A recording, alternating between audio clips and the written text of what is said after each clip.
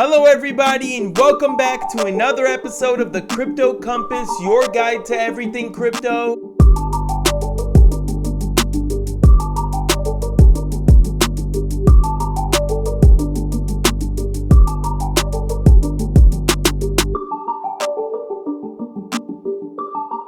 We are here to discuss crypto terminology. Coming into the crypto space, you have to understand what these terms mean so you can help navigate yourself. You may see these terms on Twitter, now known as X, and be greatly confused. No need to worry, I'm here to help you understand what all of this means. Looking into crypto terminology, you have to understand that some of these terms have been here from the start of crypto and some of them have recently come up. It's almost like we get new terminology every cycle, depending on what is trending and what people want to create. But there are some historic terms that will never go away. Let's begin with the term HODL. HODL means hold on for dear life. That means if an asset goes up and then comes all the way down, or goes down from its current price then goes all the way up, you are going to hold it through the pain because you are looking for massive gains. The HODL term is meant for bull markets. So whenever you see pain of 20 to 30% down, you're going to see it followed by a gain of 100 to 200%. So that's where the term HODL comes in. Hold on to that asset so you can see the appreciation, but don't forget to take profits at the top. And that leads me to my next term, which is diamond hands. Diamond hands means to hold an asset forever. Hold an asset regardless if it goes super up or super down. You have diamond hands. You have hands that will never sell this asset. I believe the concept of diamond hands is not a good strategy because you are being told to not to take profit and not to sell your asset.